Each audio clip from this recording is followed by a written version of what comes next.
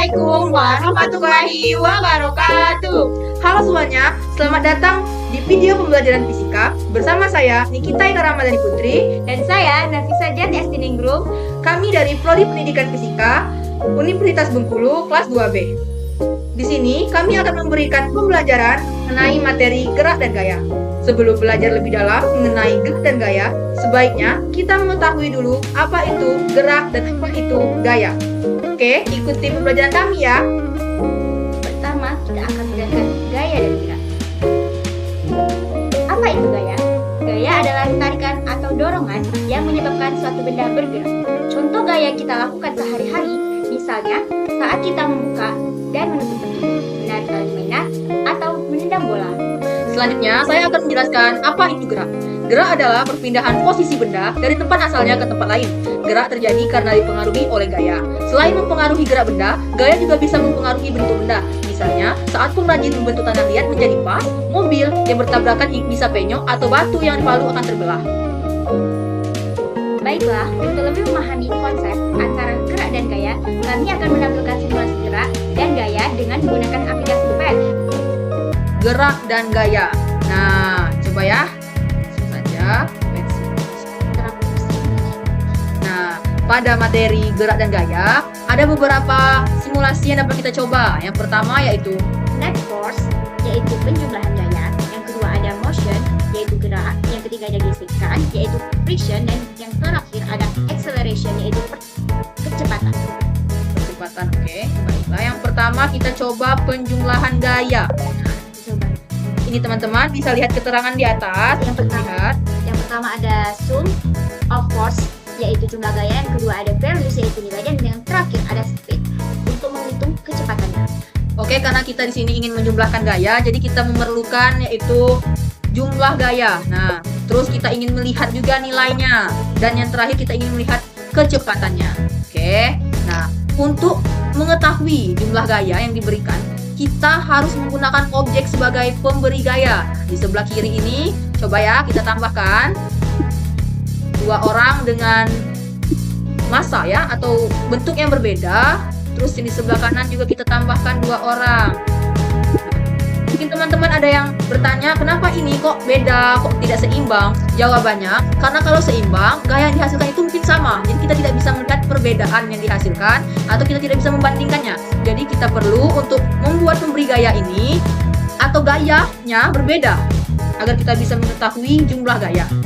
Dan yang di sini ada gaya kiri yang warna biru, dan yang sebelah kanannya ada gaya kanan atau right force, yaitu berwarna merah.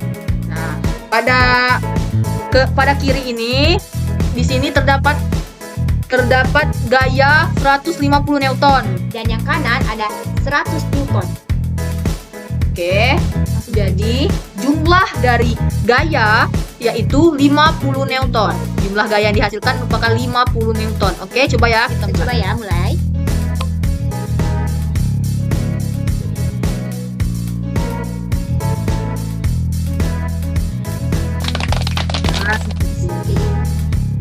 Seperti yang kita katakan dari awal ya, karena memang gaya yang diberikan oleh tim kiri atau yang biru ini lebih besar, jadi otomatis yang menang pasti tim biru ya.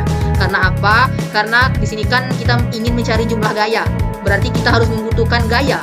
Jadi bisa kalian lihat, yang menang adalah tim biru. Oke, kita lanjut ke simulasi selanjutnya, tidak perlu berlama-lama, yaitu tentang gerak. Nah, Selanjutnya kita menggunakan simulasi gerak, yaitu kita pakai gaya atau force. Yang kedua ada nilai, yaitu values.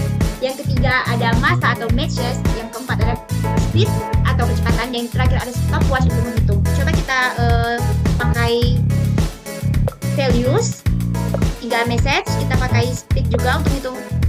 Dan yang terakhir kita pakai stopwatch untuk menghitung secondnya. Nah, oke teman-teman, seperti yang tadi juga kita membutuhkan pemberi gaya, oke. Di sini kita bisa melihat jumlah gaya yang dihasilkan oleh ini robot. Anggap saja ya, Ya. teman-teman semua.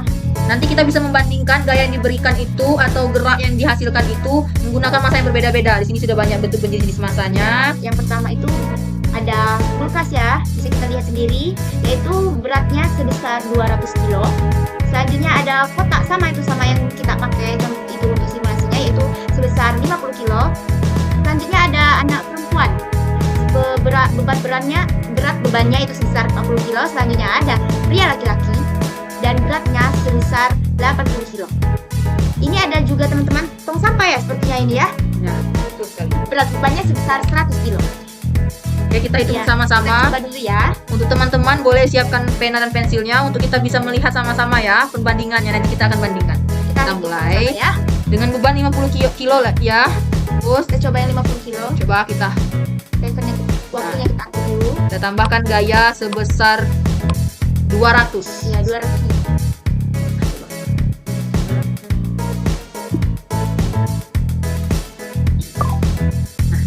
Kita bisa melihat Teman-teman lihat, dari simulasi ini kita mendapatkan nilai kecepatan sebesar 40 meter per sekon dan waktunya yaitu 10,89 second.